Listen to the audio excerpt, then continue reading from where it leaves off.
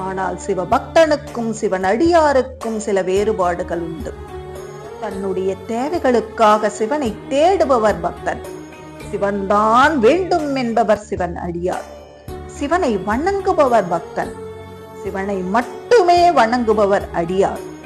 சிவனை கண்டு பணிபவன் பக்தன், சிவனுக்காக எதையும் துணிந்து செய்பவர் அடியார். அறமல்ல சிவம் என்று உணராதவர் பக்தன், அன்பே சிவம் என உணர்ந்தவர் அடியார்.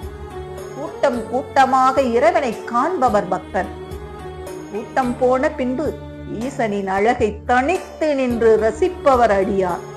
ஈசனை அடைய சுத்தமாக இருக்க வேண்டும் என நினைப்பவர் பக்தன், சுத்தத்தை பெரிதாக எண்ணாமல் சித்தத்தை சிவன்பால் வைப்பவர் அடியார்.